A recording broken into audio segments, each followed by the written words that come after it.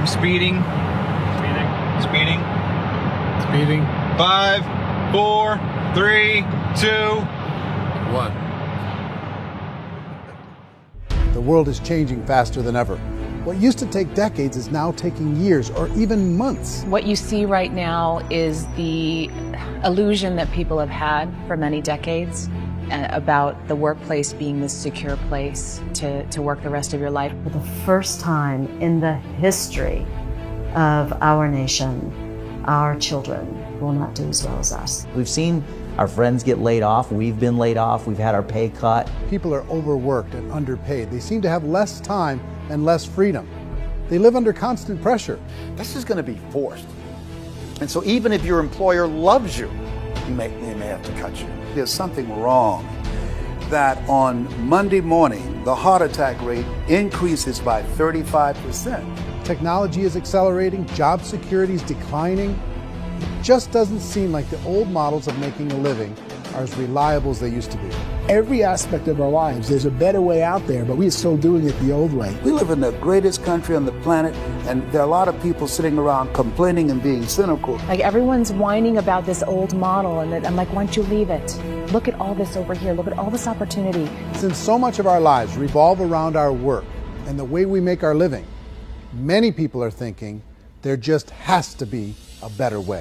The biggest challenge facing our world today is not making money, is what are we going to do with all the displaced, unemployed people? People are afraid that they're going to make the wrong decision. People are afraid of the unknown. People are afraid that maybe I don't have the skills. Hey, sports fans. Industrial age is over. It's dead. It's dying. That's why going to school to get a job is an obsolete idea. A steady paycheck is an industrial age idea.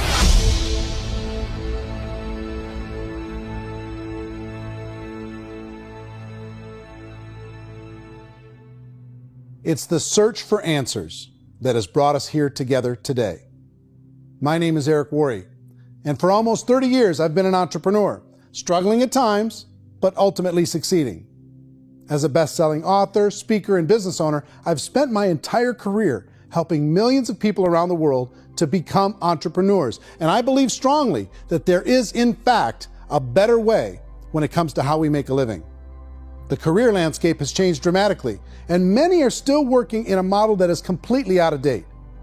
What worked for previous generations isn't working as well for people today.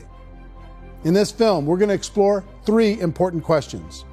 First, what's really going on in our working world today? Second, in this new economy, is it better to become an entrepreneur, or is it safer to work for someone else? And third, if a person decides to become an entrepreneur and start their own business, how can they do it without taking on massive risk? To help in this journey, I've brought together some of the greatest experts and thought leaders in the field of entrepreneurship to share the real facts with you. My intention is to give you new information that will allow you to make choices that are not limited by an old, outdated model. Let's start by understanding what's going on in our working world today.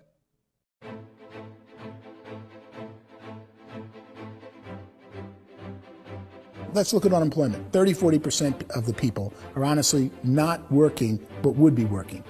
What our government does is if you haven't found a job in 6 months, we don't call you unemployed. We pretend you dropped out of the labor force. I've often said that unemployment, particularly structural unemployment, that's unemployment due to technological changes, is the first sign of economic growth. Think of it, 10 people live on an island. They go out every day and fish. One day, new technology shows up. A missionary brings them a net.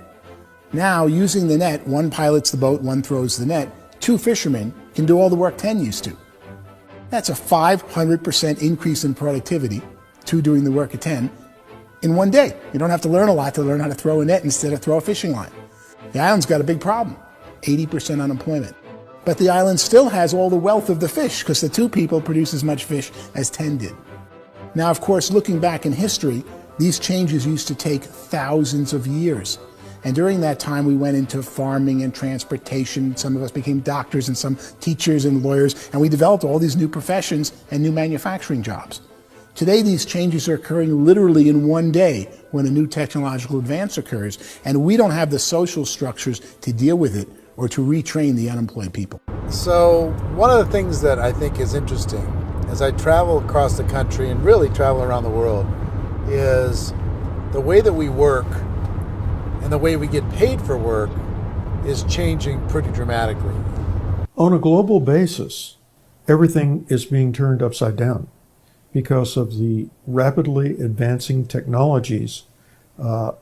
They are eliminating many jobs, and we have been left with many people not prepared for the jobs that exist. A lot of demand in public companies was to squeeze out all the fat and to get just as much margin as we possibly could, and fat equals humans. So this idea of job security in information age is so obsolete, but it's still taught inside our school system. And that's where the problem starts. There's no financial education in the school system, and people are still trained to be employees who work for that paycheck. This is a chart on the middle class. What's happening in the middle class, those that went to school, their incomes have been coming down for years. And parents still say to their kids, go to school, get a job. Now what happens to all those middle class people who are dropping off the ends of the chart? Well, they become what's called working poor. And this is what happens to working poor. But they say poverty is ending. Well, poverty may be ending, but working poverty is going up. And this is food stamp usage.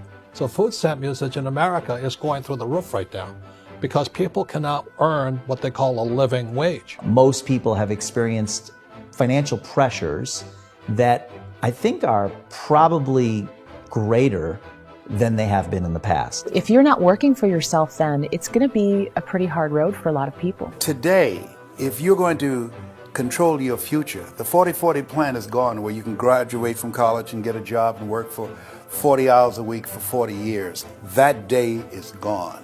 So some of these charts actually tell you what's going on. And this is a really interesting one, you know. People are going back to school because if I go back to school, I'll get a nice job.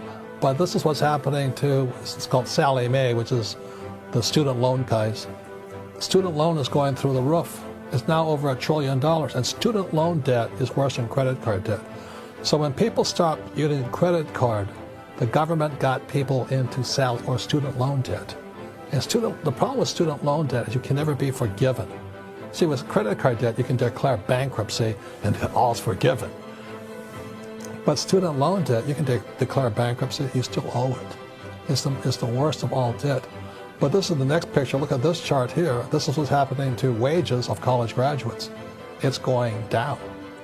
So you go to college, you rack up all this debt, but you earn less money. Now, that's not that intelligent. Average person who's been working a lifetime in America today is ending their lifetime at 65 with about $41,000 in assets. They earned just enough to survive. I think in the United States we have something like 17 trillion in debt. That's just the federal government debt. We got another 2 in municipal and in other, let's call it almost 20 trillion government. We've got 40 trillion in private debt. That comes up to close to 60 trillion. When you then add something we never had before, what you were talking about, when we look at the unfunded portion of Social Security and primarily Medicare, Medicaid, that at the most conservative estimates from outside firms, Kleiner Perkins, 67 trillion and growing. That's more than all our other debt. There's less conservative estimates that say it's 84 trillion or higher. I added up conservatively $127 trillion in total debt. Debt is a financial drug. When you take it to excess, it's like taking a drug. Yeah, it makes you feel better, it enhances your performance, but at a huge cost, eventually it kills you. And so that's what happens. We keep doing more and more debt, and you get less and less results, just like a drug, until the debt gets so high that it crushes the whole system. That's where we're at, 8.2 times GDP. You know who I feel sorry for? I feel sorry for the person who dreads going to work, who is sick to their stomach on Monday morning, who hates their alarm clock, who gets a little glimmer of hope on a Wednesday because it's hump day and says, thank God it's Friday. And they live for those 2 days a week where they get to be themselves and they don't have to be around people they don't like, and they don't have to play the political game in the office, and they don't have to live this half life. The person that works 50 weeks a year just to be able to have the 2 weeks for vacation. And you know what happens to most of them nowadays? They don't have a vacation. They have a staycation. They have time off of work, but they don't get to go where they want to go because they're overextended. They've got all this debt. They got all this situation. They hate their alarm clock. They can't sleep until they're done. They have to spend most of their life in traffic. I feel sorry for that group of people because there's a better way. They just don't know it. I see this really interesting attempt at rugged individuality in a 6x8 rectangle. And I feel like you're all the same, except for the little push pins of the pictures. There's different pictures. Yours is named Jenny and his is named Sujara, but it's the same people. And this is how they are, and they're just like the zombies, and there's no joy in there, there's no fun. There's always like the wacky woman who decorates her cubicle, and that's the most she can do there. You got to give her credits, right? The wacky cubicle woman. The basis for their life is worry. I'm worried, you know, maybe I'll get fired. I'm worried maybe my company will go out of business. I'm worried I can't keep spinning the plates on paying the bills. I'm worried about how do I send my kids to college. I'm worried, what if the transmission of my car breaks? That's, you know, 2 or 3, I can't fix it. People live in a sea of worry, and it eats at them. Those signs that people held up during the Depression didn't say looking for gainful employment in a cubicle. It said looking for work. Work is what we're looking for. Job is just a unit of measurement. Work is what we're going after. It's time to look in the mirror and say, it's not the economy, it's my economy. It's my little world of where I am. I need to improve. I'm not going to wait for the economy to come back because, frankly, the economy is doing great in this country. So I'm here on Wall Street, the financial center of the universe, the financial capital of the world. This is where most people's money goes to at least be held for a time, right? With interest rates in banks being effectively zero, and many experts are predicting it's going to stay at zero for the next 10, 20, even 30 years, people feel like they don't have any choice but to put their future into equities, to put their future into the hands of other people on this stock market, and hope that the stock market goes up, hope that the stocks that their advisors pick or that they pick goes up. That's one way to go, I guess. It's my personal belief that if you put your future into the hands of yourself, in other words, you have earning power by yourself, I think you're a better investment than these guys. I think you controlling your future is a better option than handing over your retirement to these guys. The average household income in the United States is approximately $50,000 a year, what they call the middle class. To reach the top 25% of income earners, you'd need to earn at least $90,000 a year. To reach the top 10% would be a household income of $140,000, the top 5%, $190,000, and to be in the top 1%, you'd need a combined household income of at least $380,000 a year. So here's the question. What do you think would give you the best chance to move up and get to the top 10%, the top 5%, the top 1% or beyond? In my opinion, and in the opinion of many, many experts, the answer is to become an entrepreneur, to become your own boss. I think you have to be a business owner. I can't, the only time I ever say to someone it'd be great to be an employee is when they've already told me they've surrendered. I only tell people who are wounded spiritually that they should be an employee. And it's that feeling that you get when you pick up the backpack off the little Cub Scout and say, "Don't worry, little guy, we'll get you back to the camp." You know, it is in no way a kindness when I tell someone they'd be a great employee. The other status symbol really increasingly is lifestyle. I mean, people can own their own business, maybe even work out of their house. That, I tell you, people admire that. Like, gosh, I wish I could do that. The spirit of the entrepreneur is to be a risk taker and to be resourceful and unstoppable and to have a vision of yourself beyond where you are and not willing to settle for life as it is. Think about the great entrepreneurs. They're visionary. They have heart. They're willing to do today what others won't so they can do tomorrow what others can't. Personally, I don't think of the new economy, the old economy. I create my own economy. The entrepreneur's in control. I decide what the economy is going to be like. In the world of entrepreneurship, there are no limits. You can make as much as you want, depending on how much you want to work and how smart you are and how great a team you put together. There's no more lifetime rewarding business than being an entrepreneur. Why in America, where anyone could be anything, would people want to give up their freedom and become effectively a modern day slave, told shut up and be here every morning at 7:30, leave at 5:30, and do what I tell you? If people decide to become an entrepreneur and work for themselves, they have some traditional options, but they're riskier than you might think. Any kind of a retail business, retail build-outs, is extremely expensive. Even just these small little yogurt stores where they're putting little yogurt machines and you get all the different flavors, you're spending $200,000, $300,000, $400,000 to open a yogurt shop. I would love to buy a Dunkin' Donuts, but it's $500,000 or so to start. I don't quite have that just in case money. Risk you can lose it all, and most guys do 2 or 3 times, and even big guys like Branson, because I'm such a fan of his, half his companies don't work. If you make $1 million, your problems are going to go. If you make $1 billion, your problems are really going to go. Just the opposite. You and I know when you're making $1 million, you got $1 million responsibilities. You make $1 billion, you got 1,000 times $1 million responsibilities. And most people say, I'd love to be my own boss. 70% of Americans would love to be their own boss, according to recent polls. But they don't know how to get there. Because what are you going to do? One, you could buy an existing business. If somebody's selling an existing business, you have to ask why. Usually because it's probably hard. It's probably not making as much money as they hope. 2, they could buy a franchise. A little less risk, proven system, but it's expensive to be able to do that. 3, they could start something from scratch.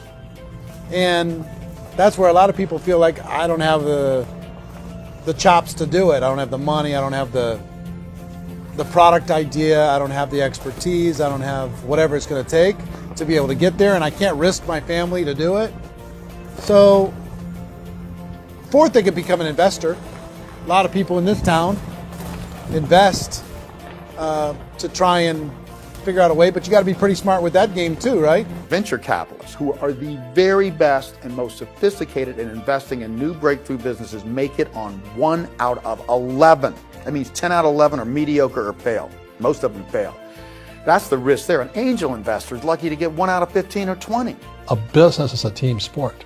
Like, I have to have accountants, I have to have engineers, I have to have system designers, I have to have sales, marketing, I have to have accounting, I have to have mission statements, I have to have legal and all that. The average Joe Schmo, even me, I go out there, I don't have the skills to put a business together. I think the bottom line for the 4 traditional options is they take money, sometimes a lot of it. They take expertise, and they take time.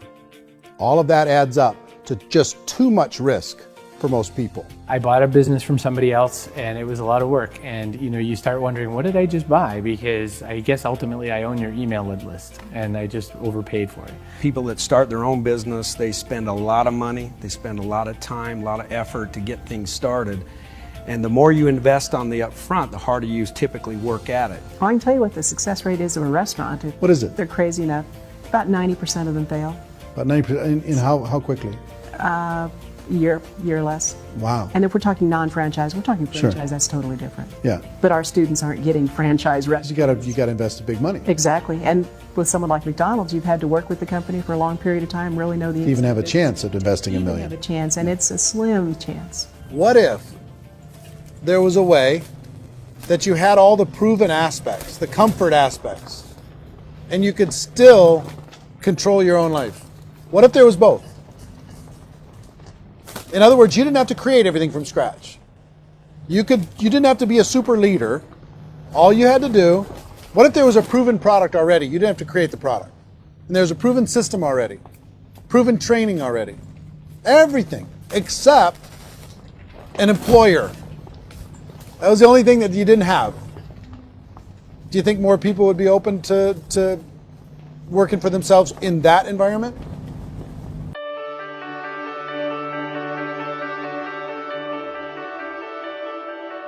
In our search for a better way to make a living, we've come to the conclusion that becoming an entrepreneur is actually safer than being an employee. And through our look at the entrepreneurial options, one particular path kept coming up from expert after expert. And I think most people will find it surprising because it's certainly a non-traditional business model. That model is for people to start their own business and become an entrepreneur through the creation of a network marketing business. Some people call it direct selling because the product is being sold directly from the manufacturer to the end consumer, cutting out the middlemen. Other people call it multi-level marketing, or MLM, because there are multiple levels of commissions paid. The most common term today is network marketing, because network marketing best describes using a large group of independent distributors, independent entrepreneurs, to move a product or service more efficiently. So my friend here, Donald Trump, and I, we always write about the network marketing industry. And the reason we support the network marketing industry is because it really is a business school for entrepreneurs.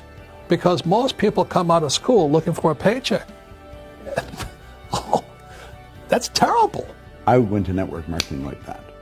I think if it didn't exist, we should invent it. It is that good. I think direct selling is a great way to do business today. It's very easy to get into that industry, and you can be self-employed, be in effect an entrepreneur. When we see multi-billionaires adding network marketing companies to their portfolio of companies, that would be a clue. When we see people who are very famous authors and very famous business people endorsing the industry, that would be a clue.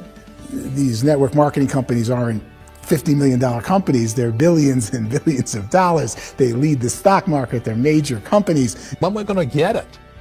You know, and you're going to school to work for a paycheck. But if you want to be rich, be an entrepreneur. And network marketing gives you the spirit to be an entrepreneur.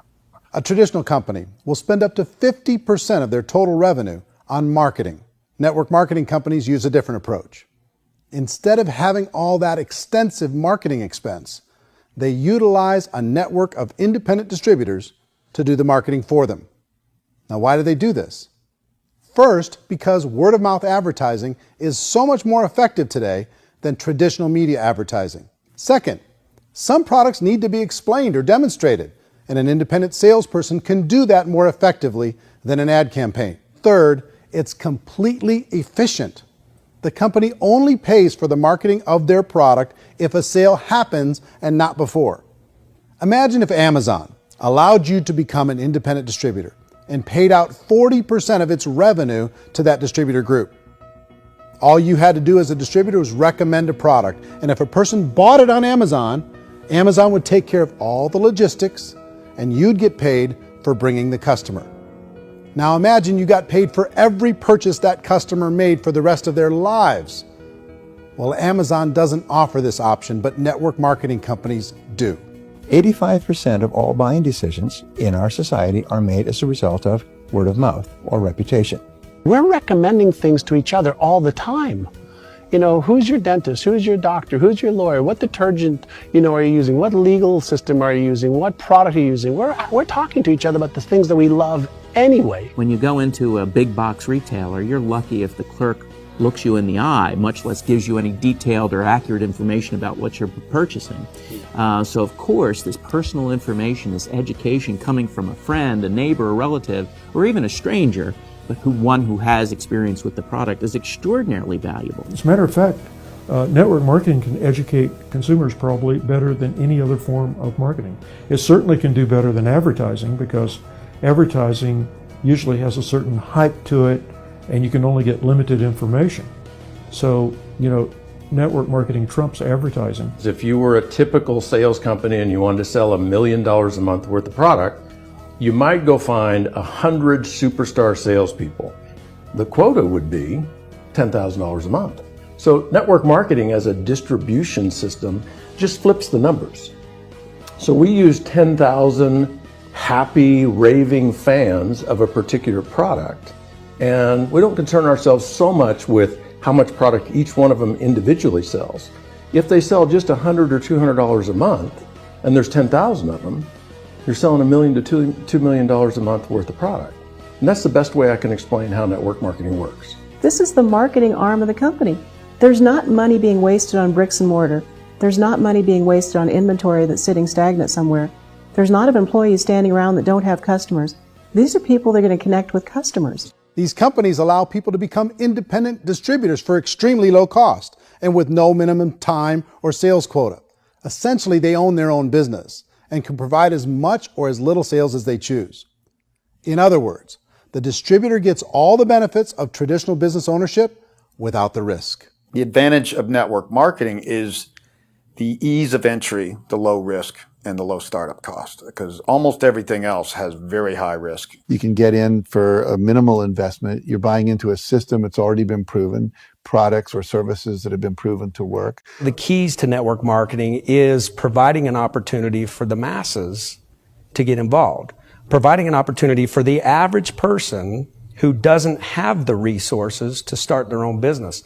All of this so far is fairly straightforward, but network marketing offers another benefit, and it's this benefit that makes it so interesting for entrepreneurs.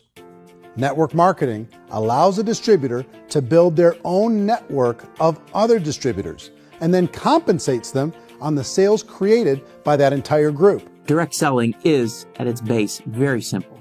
It's the sale of a product or service to an individual on a face-to-face, one-on-one basis, just the way we're talking right now. But there's an important element as well, and that's the offering in conjunction with that sale of product, the offering of an opportunity for someone to make something of themselves. No matter what your social status is, no matter what language that you speak, I mean, look how many unbelievable people are becoming successful that speak every kind of language out there. What an awesome gift to give the world. Instead of having to work your way up in a system and prove that you could be a sales manager, they just decided everybody can be a sales manager. Everybody gets to build a sales team from day one. And so what that brought into the system of growth as a direct selling company is the concept of compounding or geometric progression. Because now you can actually grow sales force very quickly because everybody is enrolling people in their own sales force. People who are like, oh, this is weird, I'm building a sales team, or what do you think you do at a regular company? How do you think a regular company works? Network marketing is the only industry that doesn't say your past determines your future. It looks at your past and says, okay, now what can we train you to do so you can have a great future? Every other employer out there wants to exploit you for what you already know, not teach you something new. Network marketing has the potential to save the United States and the world because it's going to teach people not to be employees, but to be entrepreneurs.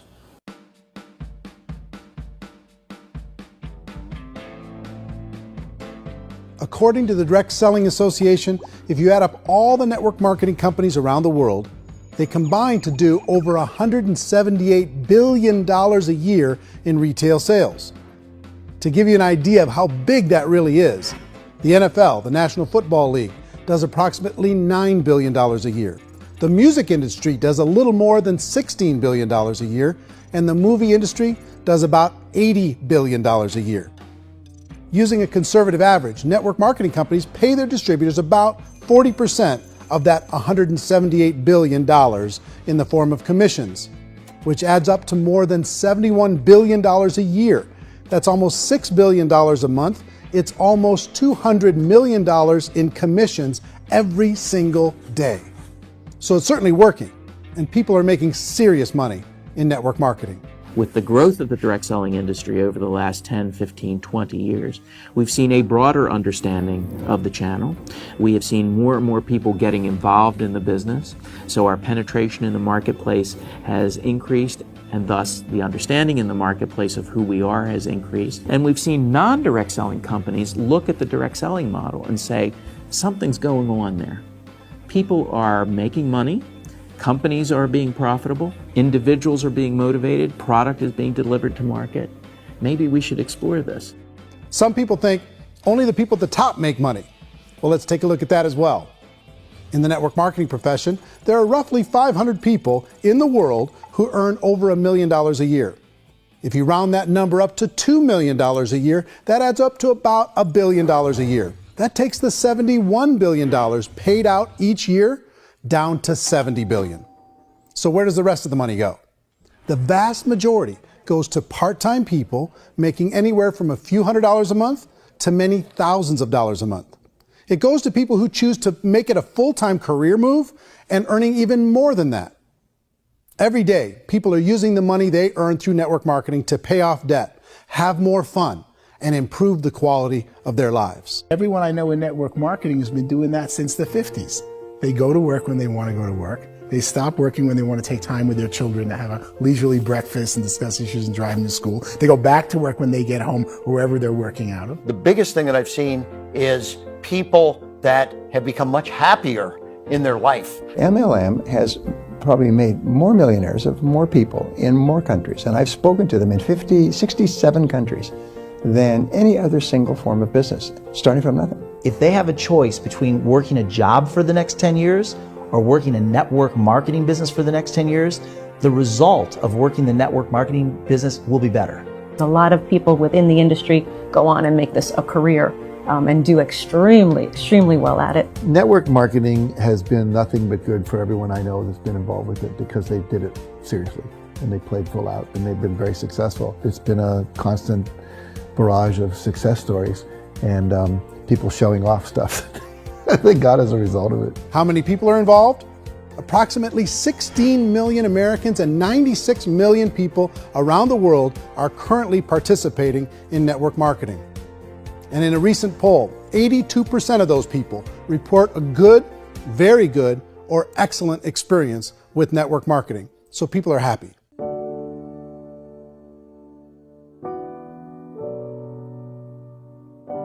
So I've taken a look at the network marketing profession and really tried to understand why so many people are confused as to the validity of this as a business.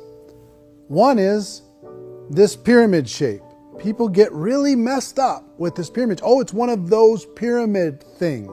So I just think there are a lot of haters out there who really don't understand the industry and say, oh, it's a get-rich-quick scheme. It's a pyramid. Well, corporate America is a pyramid scheme. You know what I mean? It goes like this. You have thousands of MBAs, let's say working for Ford or General Motors or Coca-Cola. If all these MBAs are all trying to get to here, that's a pyramid. Only one guy's going to make it. Every 10 years, one's going to make it. Whereas you look at network marketing, it's like this. So you're here, and your job is to develop other CEOs coming up behind you. So it's an inverse pyramid. In network marketing, it's a very simple concept. If you sell product, you get paid. It is paid based on production. There is no first mover's advantage. There is no investment component where the more somebody spends, the more they're entitled to make. So the two are polar opposites of each other. It doesn't matter what shape the company is or the compensation plan is shaped, whether it's a circle or a pyramid or a triangle or a trapezoid, it doesn't matter. If compensation is coming primarily from recruitment, then you've got a problem. On the other hand, if an operation is basing their compensation to participants on the basis of sales, even when those sales are generated by people you've recruited, well, then you're a perfectly legitimate enterprise. That's the legal test, it's the practical test. Another issue that's been true in the past that is no longer true now is people used to be in network marketing loaded up with products that they couldn't sell and they ended up a loser. They ended up with a bunch of product in their garage, they ended up with a bunch of products sitting in their kitchen shelves or whatever, and they thought they could sell it and then they weren't willing to or able to sell it and they ended up with a bunch of stuff and they were bitter about it. There was this thing called front loading where you had to buy if you bought $25,000 worth of product, you got better commissions and all this. Today, it's almost all done by computer. It's direct mail comes from a warehouse somewhere else. You don't have to have all this inventory. You don't have to stock up. It's a paperless world now. Most of it's done online. You have a back office. It really works. And the technology has changed everything. Third issue is people start talking about 99% of people in network marketing don't make any money. Well, we've talked about that over the course of this journey together. Almost $200 million a day is being paid out to network marketing distributors around the world. The naysayers, the people who say that it doesn't work, are usually the ones who just don't know how to make it work for themselves. And so they're giving you an opinion, and I tell people, don't confuse people's opinions with expertise, because opinions are free. And don't confuse sincerity with the truth, because people can be sincerely wrong. But here's the reality inside of network marketing. The vast majority of people that get involved in network marketing just become customers and they get involved to be able to purchase product at a lower price. If you take Costco as an example, if a person goes into Costco and gets a membership to Costco so they can get a lower price on the product, we don't call that person a loser because they have a bunch of product that they walked out with a smile on their face.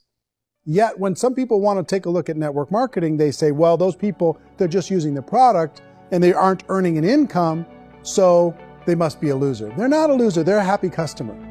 That's the vast majority of people that are involved in network marketing. Now, a smaller percentage of those people decide to go build a business. They earn $300 a month, $500 a month, $1,000, $2,000.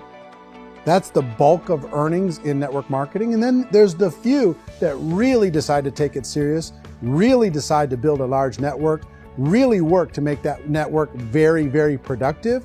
And those people make huge amounts of money and there's no cap. What I do as an outside economist, just somebody looking at this industry like any other industry I speak and say, look, what's the realities of this? 1% do incredibly well. 10% generate some additional income at pretty low risk and effort. That's not, and 90% of people roughly end up customers. One thing that I think is real when it comes to people's perceptions about network marketing is people put this, and distributors, I think, involved in network marketing have some responsibility for this. They have sometimes unrealistic claims about the product or about the income. Most people who become distributors, they want the money, they want to be successful, but they don't have the skills. They don't know what to do. And when people don't know what to do and they're in a new business, they're scared. And when they're scared, they panic and desperation kind of sets in. So they think everyone they talk to has to get in. So if I talk to you and you say, well, no, I don't have time to do that, they're like, no, I need you. You have to do this or I won't be successful. So I start clawing on you. I start that desperation. So then I start making claims about the product, which are not appropriate, probably not even true. Or I start saying, oh, let me show you how you can make all this money and you don't have to do anything, Eric. And so you just totally misrepresent the opportunity, and you're clingy with people because you think you need everybody to be successful, and you don't. You know, one of the messages that I try to deliver most forcefully to companies as well as salespeople in direct selling is that you don't have to overpromise. The reality is in network marketing, there's a lot of hard work involved. There's a lot of effort. You're going to have to develop yourself. It's a business like anything else. It's going to take some time, but in my opinion, it's better.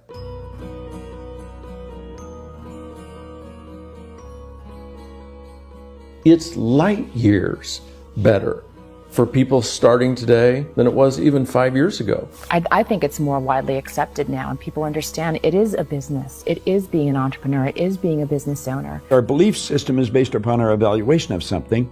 And frequently, if we reevaluate a situation, our belief about that situation will change. The industry has changed and it's grown up. It's totally transformed. You've got young people today that have grown up with social media, and they understand networks. They understand how people are connected through technology, and they understand how money flows through those networks. So when they see network marketing, they don't see it the way their parents saw it. And we've all learned, the larger industry that you represent, has all learned from those mistakes and flaws and errors that have happened early on. Early algorithms didn't work the right way. That's all fixed. It's like when they design a computer program, they design the program, then they run it, and then they go back through and they debug it. The MLM industry has been debugged. This is the day of being virtual, being able to run a business from your mobile phone. I mean, it's incredible. Companies are getting smarter. They're implementing more consumer protections. They're implementing more compliance training. They're doing more with respect to product research. If you do get involved and you make purchases of inventory, even on a voluntary basis, if you decide that this business is not for you, you can leave and have that inventory repurchased by the company. There's no other business that offers that kind of protection on a voluntary, self-regulatory basis.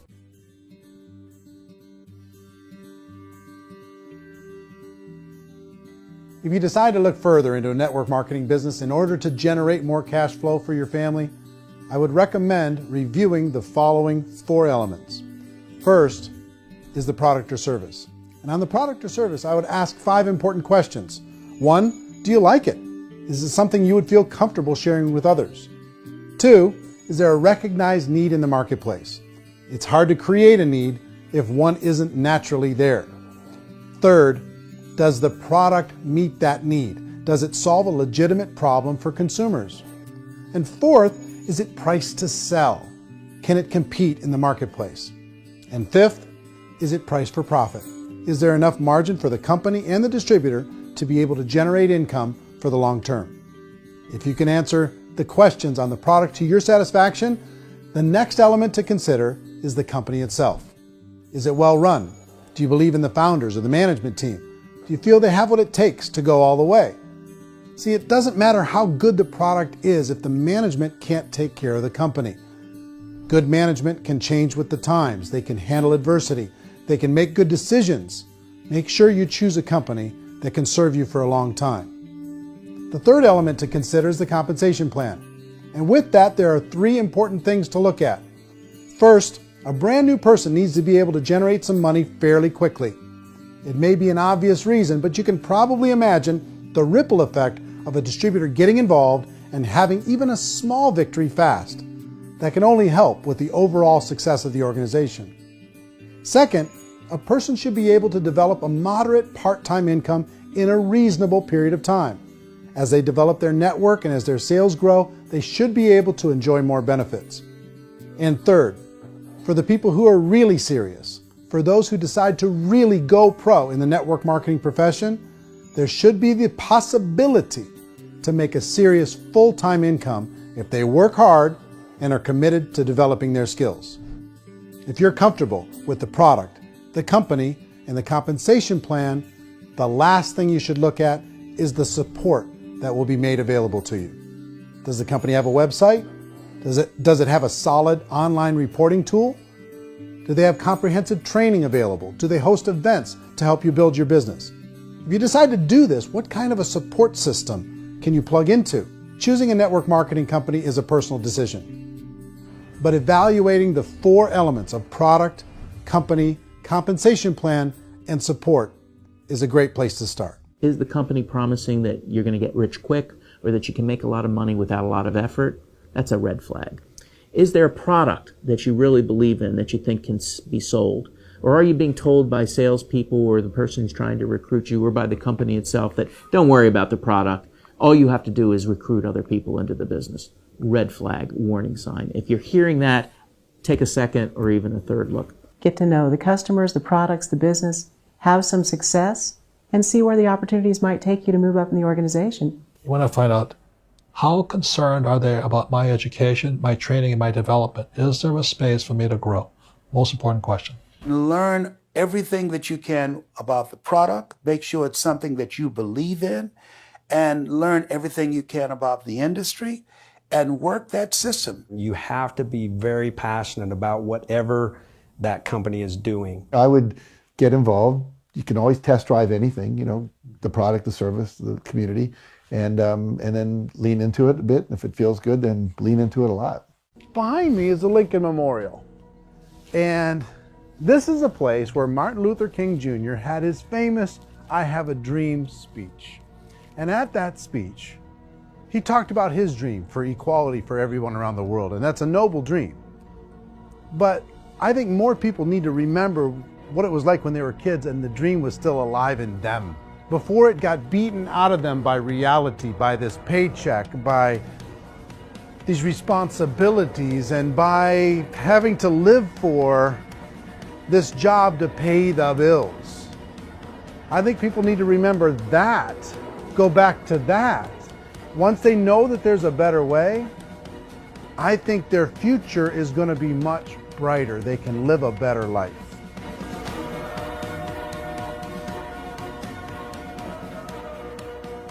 So if you're considering getting involved in a network marketing company, let me offer you just a few pieces of advice. First, network marketing isn't perfect. It's emotional, it's challenging. Like any entrepreneurial venture, it can have its up days and its down days. But if you have an entrepreneurial bone in your body, it's just better. Second, if you're gonna do it, decide to be professional. Decide to go pro. It's better to do that than just be this amateur sticking your toe in the water. Third, as any professional, you're gonna have to learn some new skills. And I promise you, inside of the network marketing profession, they're not too difficult to learn. Fourth, like anything worthwhile, it's gonna take some time. Don't expect that you're gonna get to the finish line right out of the gate. And fifth, it's worth it. It's worth it to be able to take charge of your life again. It's worth it to be able to control your own financial situation. It's worth it for the people you're going to be able to spend time with. It's worth it for the things you're going to be able to see and the experiences you're going to be able to experience. It's worth it for the causes you're going to be able to contribute to, the lives you're going to be able to touch, the customers you're going to be able to help, the friendships you're going to be able to develop. I promise you, it's worth it. Remember, most people are searching for answers just like you are. But I do have to tell you the catch to network marketing. If there is a catch, if you want to understand this from an emotional point of view, people say, well, it sounds too good to be true. It's not, it's hard work. But here's the catch. Most people still don't understand it. So you're going to have to endure the loss of social esteem from ignorant people. The uneducated will think less of you. Now, if you can handle that, you're on your way. If that's going to destroy you, you know what? Entrepreneurship in general probably isn't in your future. If you can face that catch, you can become unstoppable. I want everyone to really contemplate this if they're not in network marketing. You're in a job, you probably have a mortgage, you have rent, you have debt, whatever's going on. You're in a prison. You work just hard enough to keep them from firing you, and they pay you just enough to keep you from quitting. Come on! I've been there, done that, and bought that t-shirt. In network marketing, if you run into failure, it's really just a homework lesson for yourself. There's no one to blame. You really have no excuse not to be successful. You just don't. People don't want to hear that, but there's so much available to you. If you want to be a good network marketer, be a student to the people above you, be a fellow traveler to the people on the same level, and be a teacher to those below, and know when it's appropriate to do which. People who are not afraid of asking people to buy things, or not afraid of persuading people with a chance they may say no, these people own the future. Nothing happens until something moves. So you got to go move, you got to go do something, or nothing's going to change in your life. In the beginning, you're going to do a lot of things that you don't get paid for. But as you go down the road, you get paid for a lot of things that you don't do. And your job is rehabilitate the spirit, the entrepreneur spirit in all of us. You get it back. Either give it a strong yes or a strong no, but no wishy-washy, dilly-dally stuff in the middle. There's dreams and there are nightmares, but I believe that the biggest nightmare of all is when you don't pursue your dream. You're going to see some monumental growth in this profession. It's an exciting, exciting time to be involved with the network marketing profession. The next 10 years, I see just exponential growth. When that tipping point comes, it's not a matter of asking somebody, have you ever heard about network marketing? You're really asking them, which company are you building your wealth in? We are here to fix the world, to improve relationships with other people, to improve other lives. And the real reward comes as an entrepreneur in any level from teaching somebody something and watching them soar. There is no greater reward.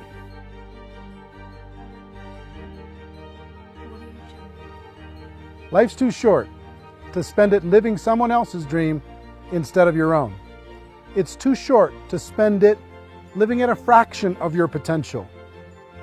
Can being an entrepreneur be a challenge at times? Sure. But here's what you get in exchange. It can be yours.